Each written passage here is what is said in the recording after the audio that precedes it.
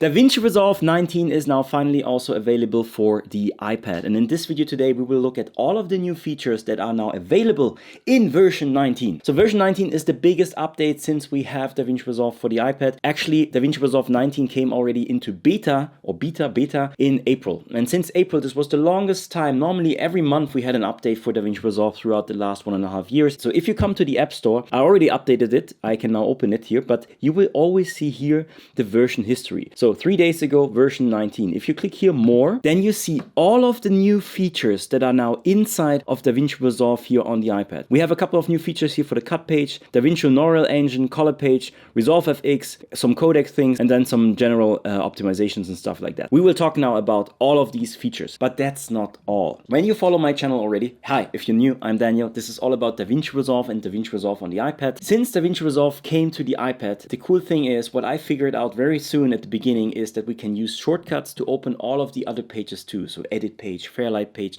and all of these pages. So the first thing I normally always show in these update videos is, do we still have the possibility for the shortcut? So this is DaVinci Resolve 19 now loading. Now I have a test project that is opening up here. Boom. So the first thing you see here, we have cut page and color page. That's the two official launched pages. So I have shortcuts for the other ones, and they still work. So let's open all of them. We have the media page, we have the cut page, we have the edit page, fusion page, color page, Fairlight page. So if you're completely new to my channel and you're like, what? You can have all of them? Yes. But throughout the last 1.5 years, many people commented under my YouTube videos here, like, why do they even hide that in the first place? So let's just address this again. A couple of features, for example, here on the edit page, the mixer still doesn't really work. You have the mixer here on the Fairlight as well. That's an important part of the software in the desktop version, for example, that doesn't really work at the moment on the iPad. So that doesn't mean that, for example, here on the edit page, I personally still use the edit page since the beginning of DaVinci Resolve iPad. Most of the features work on the edit page, and you can use the edit page, and it's up to you if you want to use it. Of course, you can also use the cut page. And throughout the last couple of updates, not just last, since the beginning of the iPad version, they implemented more and more features. You will see today, when we talk about the features, the cut page becomes better and better, also more optimized for touch, that you can use it on the iPad. So it's a very powerful page as well. But just if you're curious, why do they actually hide that? And it's not a hack. Some people were asking like, Daniel, is it illegal to use? Like there was a comment like a couple of days ago, that's probably illegal. I had to laugh because number one, it's only illegal if there is a law. And there is no law that there is a bug or something in a software, and if you use it, then it's fine. And to be fair, I think Blackmagic themselves are using it. They're optimizing it step by step. I can even see with every update, even the other pages, some things are working then that didn't work before.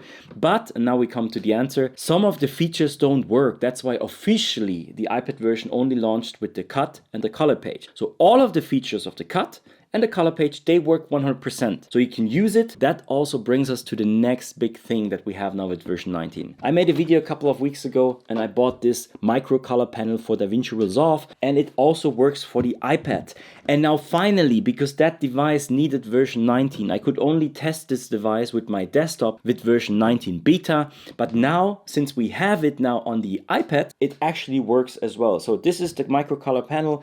If I now come back here into the color page, and let's say, for example, I want to stop the video, don't play it here. So let's add a note. For adding a note, for example, here I can click this one, add a note. Boom, I have a note. And now, for example, let's do full screen here, viewer.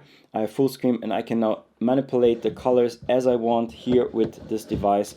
I'm not really good with this yet, I'm still learning, but it works. That's the biggest update now, that it actually works. It's Bluetooth. You can even have a slot for the iPad, so you can place this in here and then have this one on your lap, and you can start color grading and doing things here in your iPad with DaVinci Resolve here. And again, that's why I was talking about the color and the cut page. These are 100%. So what does it mean? You can color grade like a Hollywood movie on the iPad. So let's jump into what is actually new when we look here into the version history. Oh yeah, one more thing. When you start DaVinci Resolve, I now realized that you have a couple of new images that are loading. These are all of the images that I found, and what they are doing is basically promoting some of their products. Here we, for example, have the Blackmagic Cloud. Then you have one that's the Blackmagic Pocket Cinema Camera. Then you have a loading screen that's the Blackmagic USR Cine 12. Then you have the DaVinci Resolve Micro Color Panel. That's this one here. Yep.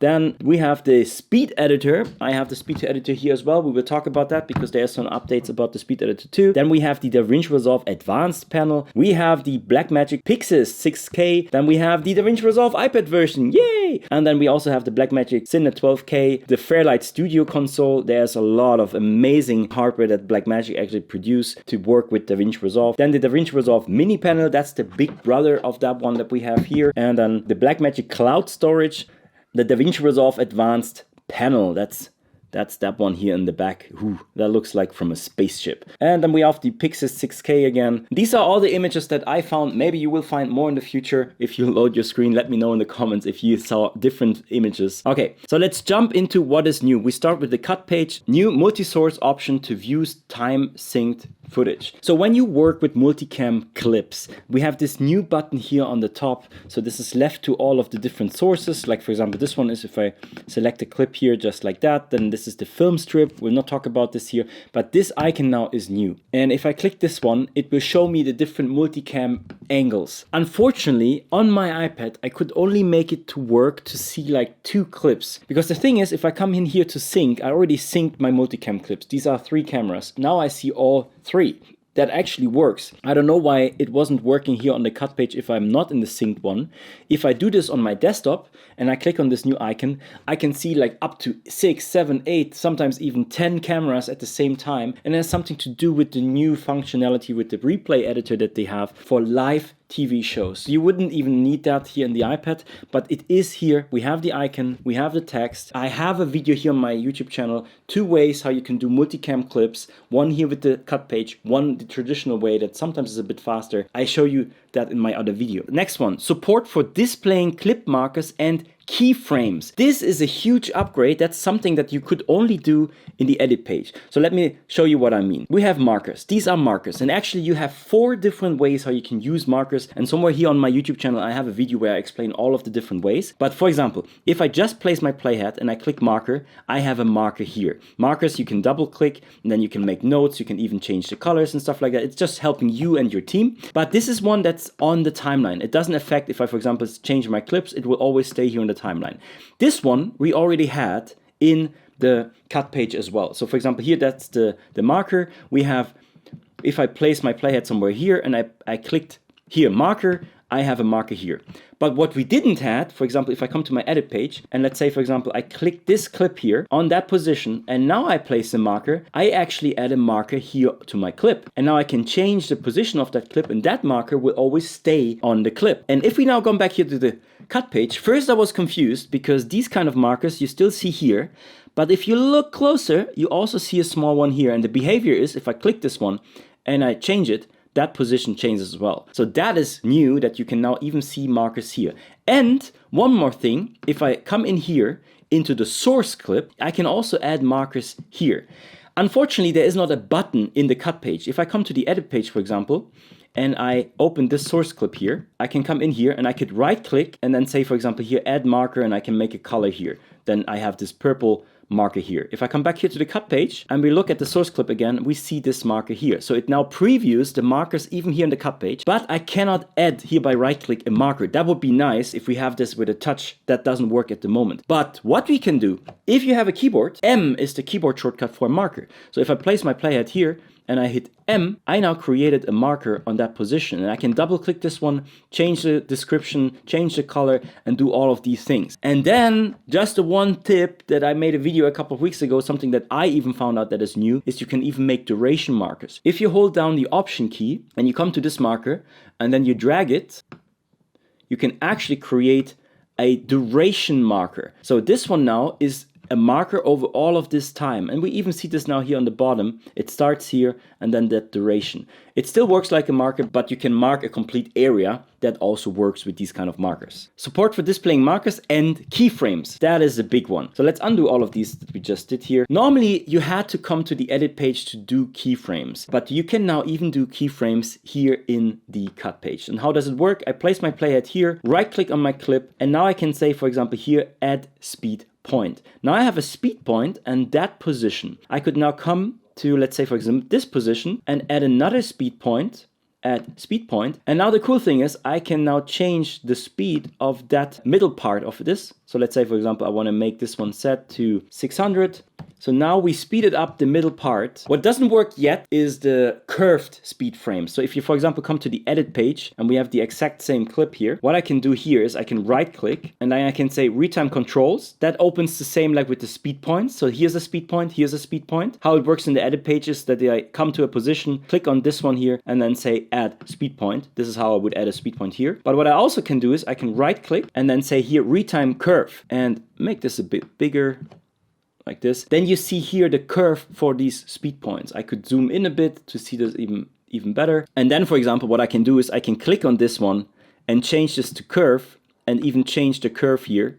And that one, change the curve. And now the whole speed ramping will be a bit smoother. So for that, you still have to come to the edit page, but it even works on the iPad as I showed you right now. Support for large enhanced viewer in the cut page. That is a cool update. What they are talking about here is you have this little icon here, right? And with this one, you can just make the viewer bigger or smaller. And I think somewhere around here, it was stopping. You couldn't drag this more down than this one. Especially for my iPad 11 inch, I don't have the 13 inch. Sometimes you maybe want to see the viewer bigger, but you don't want to go into full screen mode, right? What you can do now is you can now drag this even closer down and the timeline here becomes smaller as well. So you get a little bit more real estate. That's what they optimized. And they also optimized that here for the media pool. Now I finally figured this one out. There is no button here. It doesn't work. And the thing is, if you click here, for example, you can open the inspector, then this one opens and the viewer is here. You can open the media pool and then it will be here. And we cannot really drag this one bigger or smaller. But what they also introduced is something that's called enhanced viewer. If we look at the shortcuts menu, for example, and I look for enhanced viewer, here under viewer mode, we have enhanced viewer, that is option F. So if I hit option F, now I get this one. And I think this is what they actually mean. Now on the cut page, you can do this, the enhanced viewer. So now I can actually make my viewer, even with this new addition that I can make this one here bigger, very, very big, even just in the color page on an iPad 11 inch, and I see my viewer a lot. So this is also a very cool feature. So the next one is live overwrite now starts with a single frame duration by default. So what they are talking about now is here I have two devices. I have the microcolor panel, we already talked about this one, but I also have the speed editor. This is the DaVinci Resolve speed editor designed for the cut page, works on the desktop, but also works with the iPad. What I can do with this one here is I can actually use this, don't use my mouse, don't use my keyboard and everything, and just use that device to do my cuts. And here is a button that is called Live Overwrite. When I activate this, this one will light up. I can now, for example, hold down camera 1 and then slowly turn here this one, and I'm drawing on the position where my playhead is. So let's say, for example, I can bring the position of my playhead here, then hit cam 1, and draw on top of this one. And this now starts with one frame, so you can even just draw one frame if you want. By the way, I have a complete masterclass about the DaVinci Resolve speed editor that works with desktop and the iPad as well. And the cool thing is, in our masterclass for DaVinci Resolve iPad, where I teach you everything about the iPad, not just the features that are officially launched, even the features in the edit page and stuff like that, I also have the masterclass as a free bonus for the DaVinci Resolve iPad. So you can either, if you are interested in that one, you can learn it just individually, and look at the links here in the description. Or if you want to learn DaVinci Resolve on the iPad and really learn everything that there is, then I have a complete masterclass with lots of bonuses, visual effect packs and stuff like that. The people who already joined it, they know the value of this. And also I have a complete masterclass about the DaVinci Resolve speed editor, and that is a free bonus if you get the iPad masterclass as well. And by the way, that's a little tip. When you buy the DaVinci Resolve speed editor, costs like, I think I paid like 370 euros on Amazon. It comes with the studio license for DaVinci Resolve, but only for the desktop, not for the iPad. The iPad studio license costs like 120 euros. I think this is a no-brainer. You can just get it. You have so many more features, even now with version 19. So many new features for the studio version were added. It is amazing. You don't have to start with the studio version. I get this question all the time from beginners. Do I have to start with the studio version? No. Like 95% of the features are in the free version. Even all of the color tools are in the free version. All of the cut page tools, the edit page tools, even most of the fusion page tools are in the free version. version, so you don't have to start with that. But it's a cool option. That's what I did. I purchased that one, and then I also had a studio version for my desktop version. Interactive Resolve FX and Fusion effects overlays in the viewer. So that is another huge update for the cut page. So what we are talking about now is when you are here, so let's say somewhere in the timeline, you always have these advanced options if you click this one here. And then you have a couple of new options that you can use from. So for example, I can change my transitions, I can do some cropping, I have the amazing dynamic zoom, I can use this from the cut page. I have these ones for blending modes, I can change the speed, stuff, a lot of stuff. And the last one is the new one. That's the OpenFX overlay and the Fusion overlay. So normally you had to come back here to the edit page, and then here you have the same thing. You can click on this one, right click, and then you, for example, could come here to OpenFX overlays. Some of the advanced features and effects in DaVinci Resolve, or even third-party plugins that you load, need this setting, and then you can click something here in your image and then it works, like the 3D keyer and stuff like that. That only works there. You couldn't do that in the cut page. Now you don't have to jump into the edit page anymore. You can just come in here, use the FX overlay or the Fusion overlay, and make even these kind of effects work in the cut page. It doesn't mean that the cut page were not able to show these effects. You could use them, you can drag and drop them onto your clip, but then when it came to selecting something, you had to come to the edit page, and that wasn't possible until now. Improved grouping of fusion effects. Now, talking about fusion effects and stuff like that, when we are here in the cut page, we have our transitions and effects here on the top, right? So if I, for example, come here to transitions, then I have all of these different categories. So let's make this one a little bit bigger. You have all of these different categories, right? You can always preview your transitions like this. And if you have third-party plugins, like for example the ones that we have here for the DaVinci Resolve iPad MasterClass, then you have these kind of icons. You can use these. And now what they did, here there was no categorizing. It was basically all under one. You had your huge list with all third-party ones. If you actually come here to the edit page, it was always a bit different. If I come to effects, for example, then I could come here to video transitions. Then I see my Motion VFX. That's a third-party plugin maker, one of the best. If you don't know them, definitely check them out. I think there's a link here in the description as well. They do lots of different things like YouTube, podcasting, documentary style. Check them out. But then also if you buy the DaVinci Resolve iPad Masterclass, you have the one from us.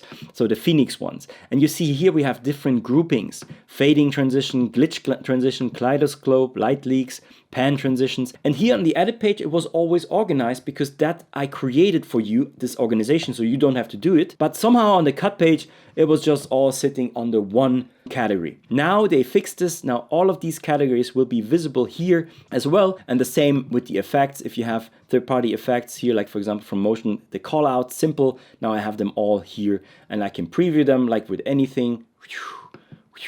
And if I want, I can drag and drop them to my clips, and then it's on my clips as well. Decompose nested clips from clip context menu. So what that is, DaVinci Resolve is so powerful. If I come, for example, here into my media, here timelines, I created one timeline. That's the timeline we're previewing right now. And I created a second timeline just to show you this feature now. I can always create additional timelines and even drag and drop a timeline into my timeline. So then whatever I do with that timeline will be visible in that timeline as well. I hope you understand what I mean. That's kind of like nesting some certain things. And everything that is happening in that timeline is now visible here. So that's not new. You could do this already in the past. But what if, for whatever reason, now you want everything that is in this timeline to sit in this timeline and not going back here and copying the elements out? Like you could double click this one, select everything, copy everything, come back to this timeline and then place it here. And then you're maybe not even sure, or is it in place?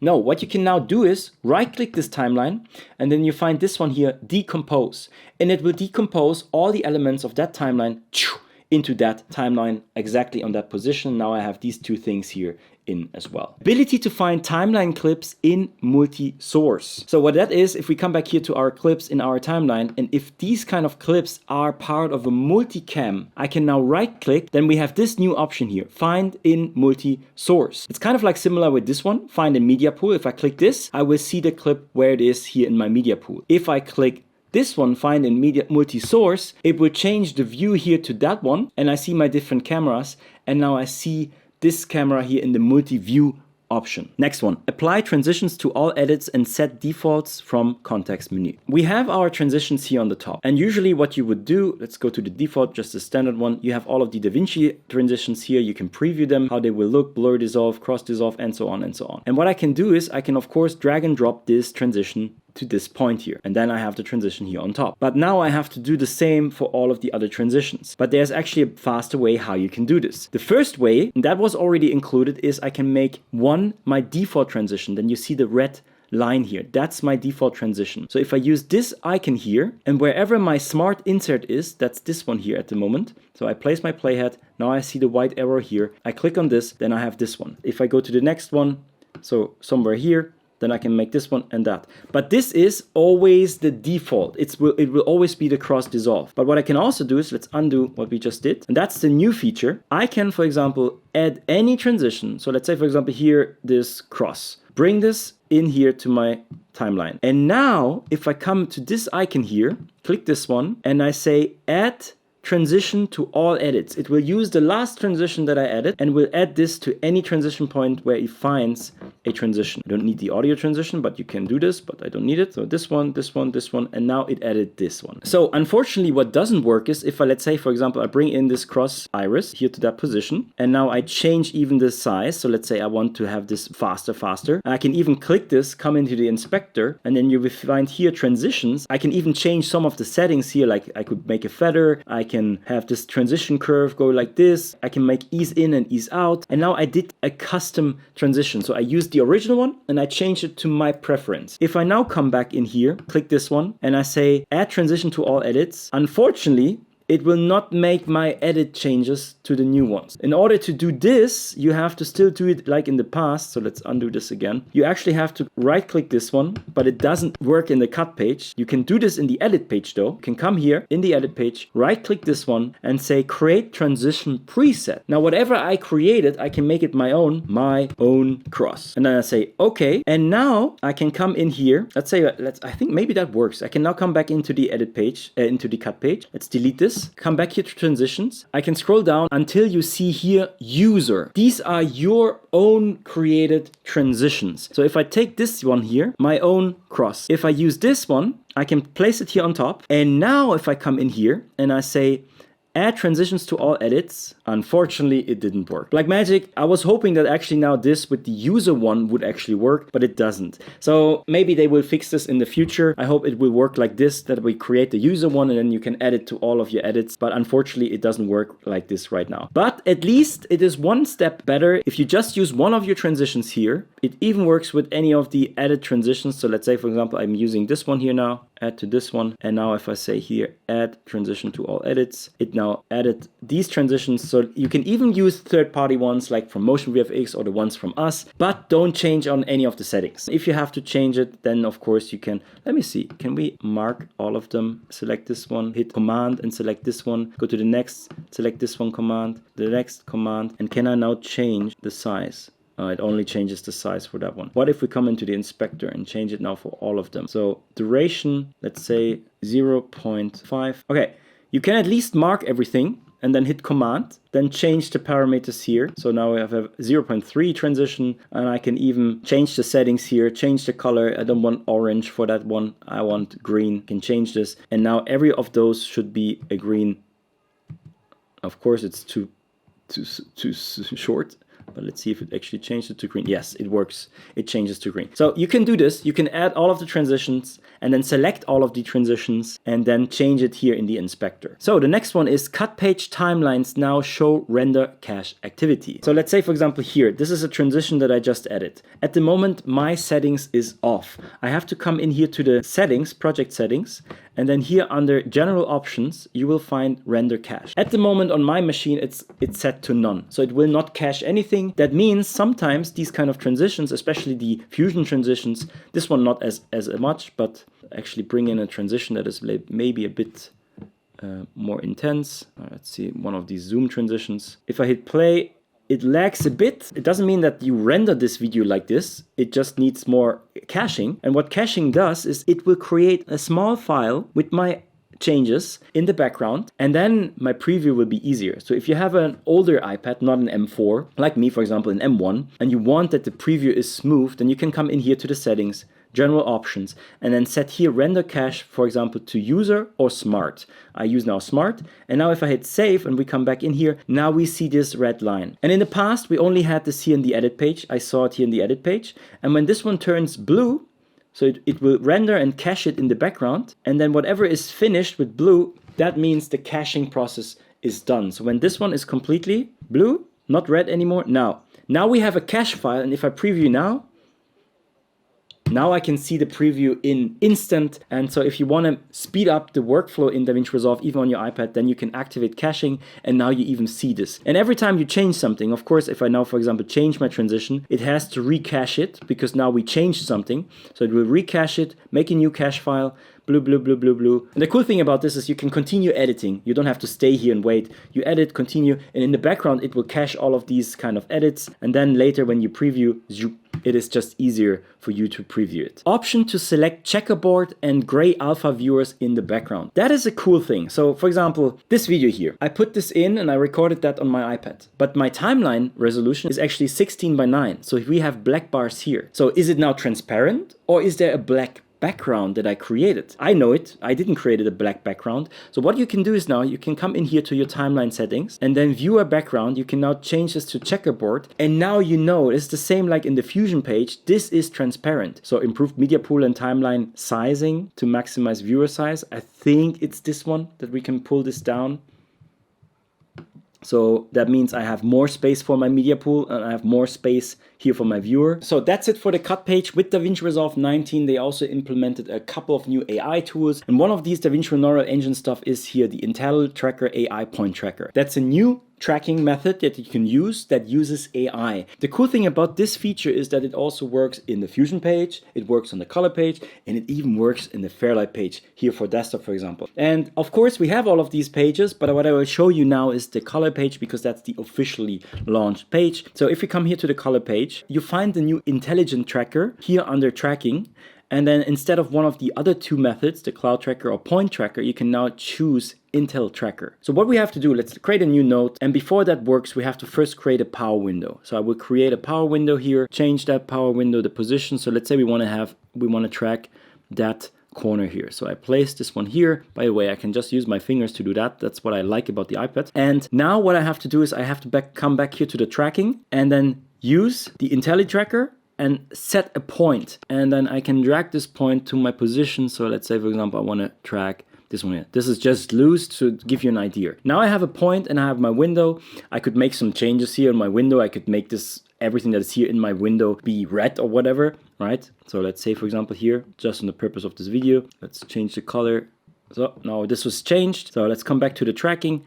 Now I can start back and forward tracking. Now it will analyze my footage and try to always be on the window and with my tracker. Unfortunately, that is a shot that also changes. So ideally, you just have one video where I should split up the video until here and then make a separate tracking for that video. But it is what it is. For the first beginning, if we now look at this, here, see, it actually moves now with my shot and it works very smooth. I still have just the M1 iPad Pro and that works. So for everyone out there who was always asking about a way to track on the iPad, there is a way to track. I already made a video in the past about object tracking. You can do lots of stuff even here with the color page, and you have another amazing AI tool, that's the Intel tracking, how you can use tracking here even on an iPad. So the next one is AI powered ultra noise reduction for spatial denoising. You find the noise reduction if you come here. If you don't see this, the first one you can actually right click and you have 4 different options. There's camera raw, there's color match, there's also motion effects and the RGB mixer. By the way, the RGB mixer is an amazing tool. Motion effects. If you come in this one, you have a couple of different options here, and you have here the spatial noise reduction, and you have different ways you can do, for example, faster, better, enhanced, and now you even have ultra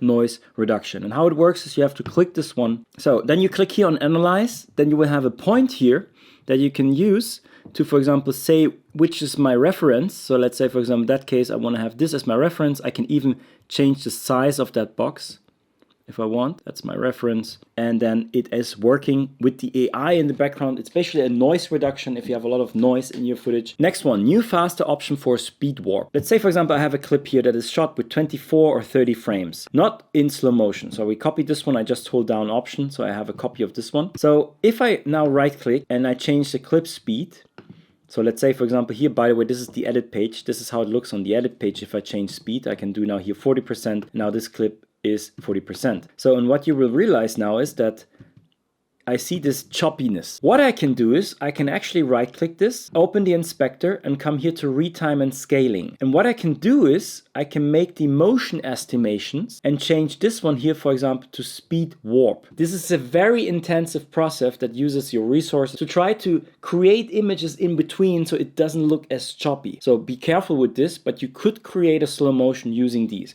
And in the past, we only had the speed warp better. That uses all of the resources and sometimes it can just slow down your machine, even desktops. And so yeah, normally when I do slow motions, I try to record my slow motions with my phone with 120 frames. That's the proper way of doing slow motion. But if you end up with a shot where you don't have the recording and you want to try it, now there is a faster option that doesn't use as much power. So I can change this to faster. And I hit play. Now it depends. Now the quality is a bit better than before. I still see the choppiness. So to make the best result, you obviously go to speed warp better, but that can take more resources. Maybe you even have to render it out to see it. But now we have the faster option here in version 19 as well. The next one is another AI feature for the transcribe audio stuff. Here, for example, option to detect speakers for text-based editing workflows. So for example, if you have a podcast or an interview where people talk a lot, right? So here, for example, I have a video where I'm talking a lot to the camera. So let's say you have a podcast or an interview. What I can do is, so I can right click here and then I have audio transcription. And you find this new feature here, speaker detection. Then the AI tried to find if I have like two people speaking, speaker one, speaker two. And then I can say here, transcribe audio. It will now analyze the video and try to make a transcript of my audio. Now, when this one is done, I have my transcription of that one video. And the cool thing about DaVinci Resolve, we had this already in the past. You can even start your edit. For example, I can mark something and then place this one here, just the mark place into my timeline. So you can even just by words, looking at what the people were speaking and make your timeline. And the cool thing here is I see my speakers. So this is of course always speaker one, it's just me. What I also can do is I can of course double click in here and change this to Daniel if I have multiple people, and then change this to Daniel, and now speaker one is changed to Daniel. Very handy. After you have your transcribe, I just want to point this out, it's very cool in DaVinci. I can always right click here, transcribe audio, and then transcribe again, and I see the transcription audio here. So it doesn't have to analyze this video again, and it recognizes all the text, and I can now do my edit with here, even hit play. If you hit play, you will see even here, where's the words. Very powerful feature. This feature came into DaVinci Resolve with 18.6. Now with the speaker update, we even have a better version of the transcribe audio here in DaVinci Resolve, even for the iPad. So now let's move on to the color page. There's a couple of new features in the color page as well. The first one is a complete new tool. New color slicer 6-vector grading palette. So if we come in here, close this one, and we come to the color page, you will see now this new icon here. And that is the ColorSlice 6-vector grading palette. To be fair, at the moment, I haven't played around with this one. I don't understand it yet. I will start learning it, and then I will also make a video about this, and it will also come to the color page module for DaVinci Resolve on the iPad. But there are some other colorists out there, not for the iPad, but for the desktop. It basically works the same. So if you look at the tutorial for that one on the desktop, it's basically the same that you can do here on the iPad as well. So Node Stack allows management for complex grading workflows. When we come here to the color page, and you have your node tree here, and let's say you make a couple of different adjustments, somewhere here, somewhere here, somewhere here. These kind of nodes can over time become very, very complex. And depending on how you use DaVinci Resolve, especially now on the iPad where the screen is a little bit smaller, of course you can make these kind of things here smaller and bigger, but not smaller than that one. Now they introduced something that is these node stack varieties. When we come up here, you probably know already that with this one we can change clip to timeline. Timeline, everything that I apply here. So if I make a node, and let's say for example here in that timeline node I change, let's say whatever, I make this one very dark. This will now apply to each clip in my timeline. That's why this one is called timeline. This will always go over on top of everything. Just if you didn't know that, now you know that. This was already there. We delete this, we don't need this. But here we just have one clip. But if we come to the settings, here on the settings, and we come to general options, we find here under color node stack layer. At the moment, it's 1 layer. But we can now change that, and that's new, up to 4 layers. If I change it to 4 layers, I can now give each layer even a name. It's now up to your workflow if you want to call this primary, secondary, whatever you want to call it. I will keep this now as L1, L2, L3, layer 1, 2, 3, and 4. So save. And now when I come back in here to this icon, we have clip 1, L1, clip 1, L2, clip 1, L3. So how this works. So let's say, for example, we select our first clip here. This was the complex node tree. And now I want to add something even more, and I don't want to make this even more complex. What I can do is now, this is saved in L1, layer 1 for clip 1. Now I can come here to clip 2. Now I get a fresh node graph, can start making my adjustments. And the way it works is it will always start with the first one, finish all the nodes, go to the second one, finish all of them. And that's basically just another separation. So you can then put something here in node 3 and so on, up to 4 levels that you can use. You still have timeline, and that works like I talked with you. And be aware, if I, for example, now are in L3 and I change to another clip, I'm also still in L3. So it will always keep the layer structure where I am right now. So you just have to keep that in mind. If you go to another clip and you want to start fresh, then you can go to L1. And there's one more thing that you can now do. If we want to copy a color grade. So let's say, for example, here we did all of the different things. We have our layer 1, we have our layer 2, and so on, and so on, and so on.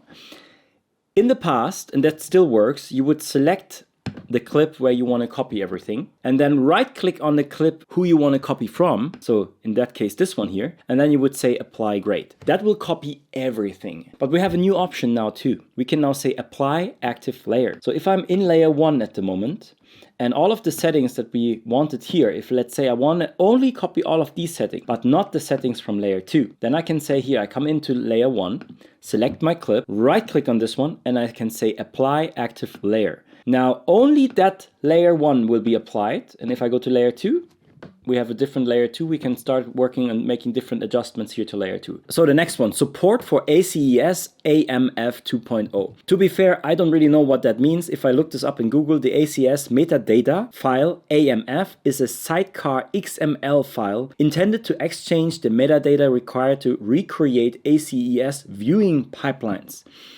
I have no idea what this means. If you understand what that means, please let me know in the comments. So the next one, option to normalize channels in the RGB mixer. The RGB mixer, you find that one here on the first one, right click, and then you have the RGB mixer here. What I think what it is probably these kind of buttons here on the left. I'm not sure if that was already there in the past. I don't remember them. So for example, if I have my image and I place it here more towards that, it will try to neutralize it based on the settings we had. So this is not the original. I still can come back to the original, but it will try to help you to normalize it. I will look into this and figure this out in the future. We'll make a video about this one as well. If you already know how this works, please let me know here in the comments. Support to double click to open a compound node. Here we have our nodes. So now I create a second node where I do some changes here, and then I create a third node and I do some changes in this one, just as an example. I can mark all of them, right click, and then say here, for example, create a compound node. Now I have all of these inside sitting here in this thing. And I can always right click on this one.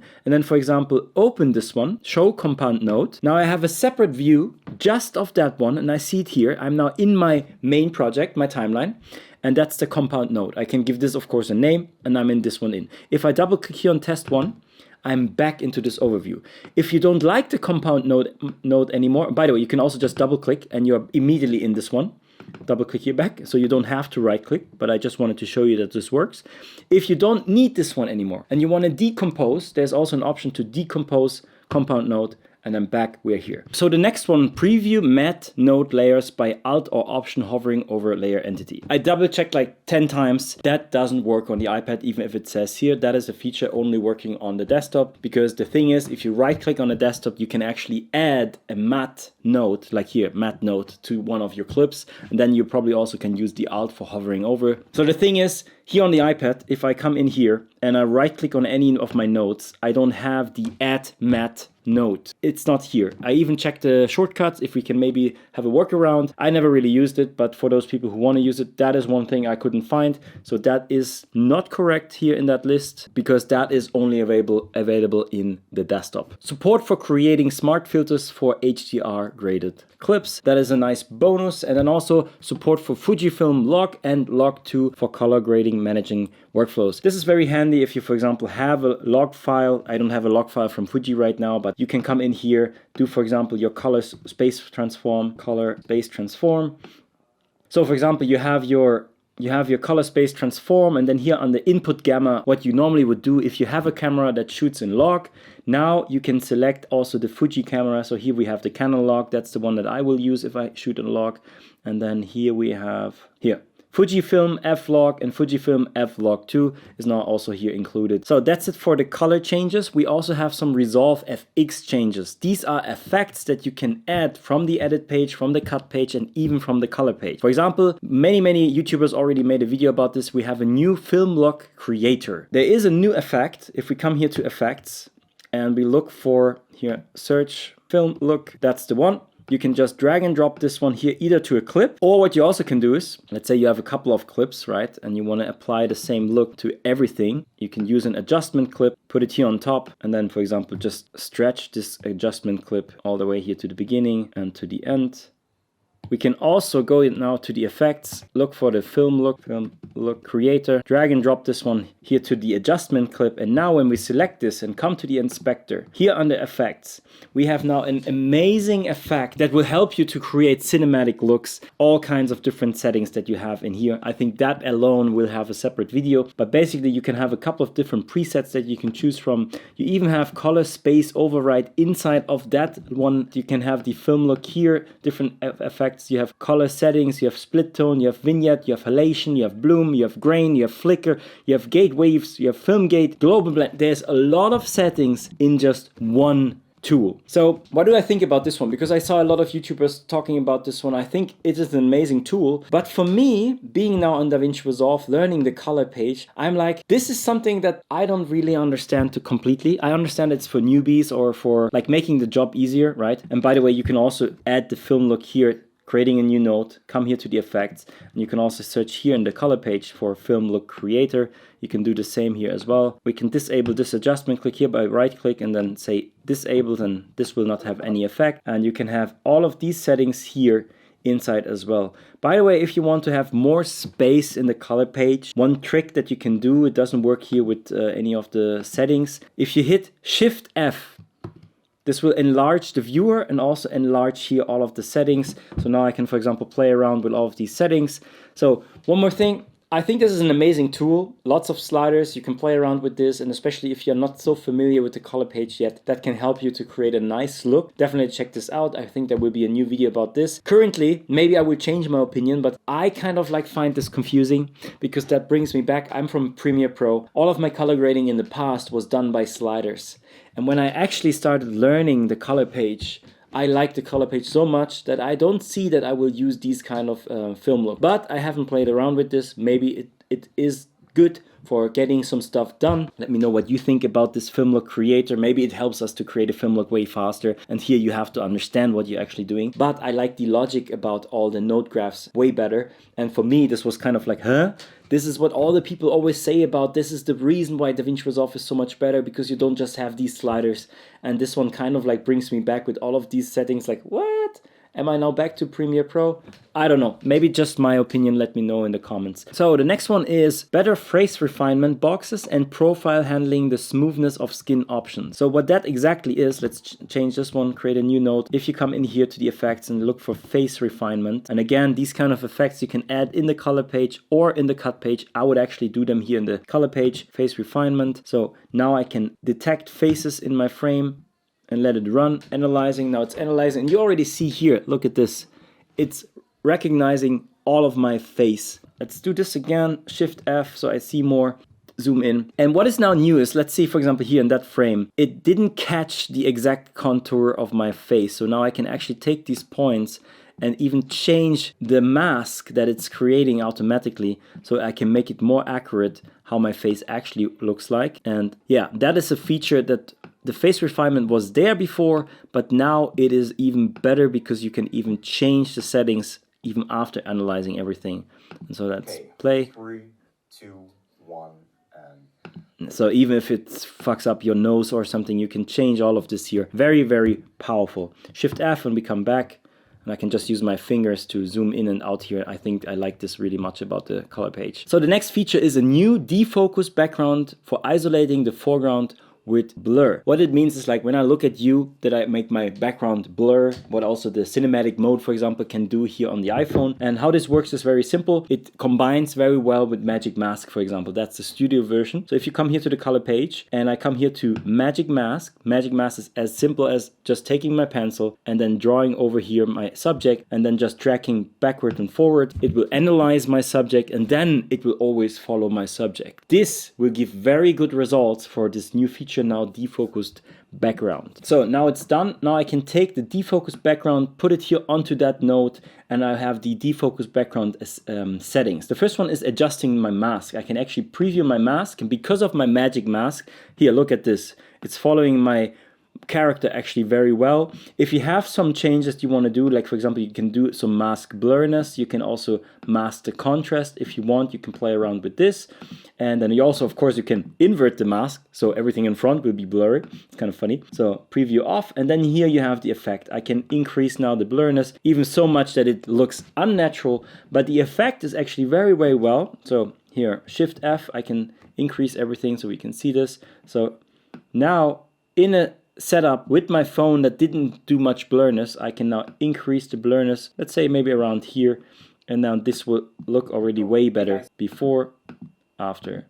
It's a slightly subtleness because the wall in the background wasn't that far away. If you want to create blurriness with the camera, you actually have to bring kind of a bit of distance to your wall to make it naturally. That always looks, of course, the best. But we have this feature now in here. This is amazing. So we also have an improved blur quality for the radial blur and the zoom blur. I will not show that right now. Then we have smoother sub-pixel animation and finer control for box and directional blur. So they did a lot with AI in this version and also to improve the whole blurriness of our different effects that we can use. And then up to 3 times faster beauty, edge detect, and watercolor. These are all effects. For example, if you come in here, beauty is one that you can use. For example, I think I have a video here on my channel where I show you how you can do some face refinement if you want to get a face very beautiful. These kind of effects you can use for that, and they are now even 3 times faster and more accurate. So all of these use some kind of AI in the background, some neural engines that use the power of DaVinci Resolve, even here on an iPad. So then some codec improvements. We have improvement for support of HEIF and HEIC formats. Then general performance organization profile support for Blackmagic Cloud. So this year, a lot has happened to the Blackmagic Cloud. It has nothing to do with the version 19, but I haven't talked on my channel much about this. If you come to the Blackmagic website, Blackmagic Design, come here, and then you click here to the cloud icon. If you click on this one, you will come to the Blackmagic Cloud. In the past, the cloud was basically just a skeleton for your projects you could use. But since that, they upgraded so much about the Blackmagic Cloud. So you can live sync projects. You can also share your media now globally with people. You can share proxy files. You can share original files. You can use it as a storage. You can even have it. You don't need to have Dropbox or Google Drive anymore. You can now actually work with the storage in the cloud here from Blackmagic. Then you even have some functions for meetup and collaborations, some presentation stuff, basically something like Frame.io. Maybe you don't even need that anymore. You can use it in the cloud. Then also manage large teams. I think in the plans that they have now, you can up to 30.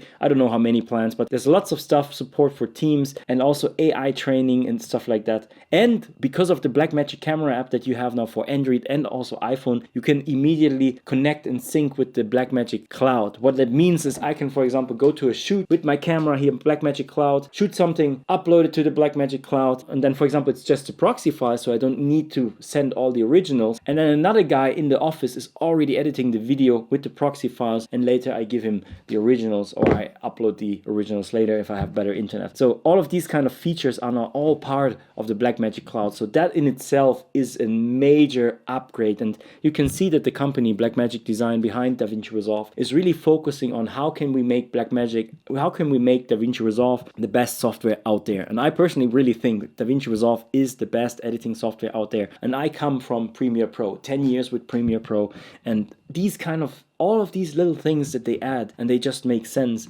makes this program so amazing. And I cannot say that enough. I said that already so many times here on my channel. By the way, if you're new to my channel, I'm Daniel. Welcome to my channel. It's all about DaVinci Resolve here. And I said it so many times here on my channel. DaVinci Resolve, we have the full power even on an iPad. On an iPad.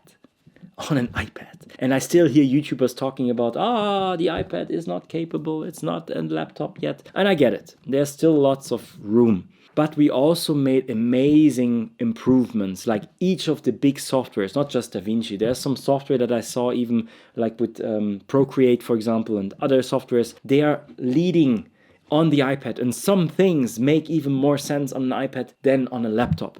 I'm still using a laptop, don't get me wrong, but we are going there. Like every year there's more stuff, and for filmmakers who want to travel with an iPad and edit on the go and have a powerful Hollywood-like software, there we go, DaVinci Resolve. Let's see the last bit. What else do we have? That's a major one, not maybe here for the English channel, but I will highlight that in my German video. Support for German and Italian interface localizations. How does that work? So in a nutshell, it works the following. Usually what you would do is you would come to the preference. I have this already on a shortcut, 0, that's the preferences that you normally have when you have on your DaVinci desktop. You go to DaVinci and then preference. And then you come in here and then you see here on the user UI settings, language. At the moment it's set to auto. But if you change it here, let's say, for example, German, if I say save, it will tell me like, hey, this will place effect the next time I restart. But if I restart, it's still English, so it doesn't work like that. So close DaVinci Resolve. The way you have to do it on the iPad to change a language is actually come to the settings and then come down here to DaVinci Resolve. And now you have language here.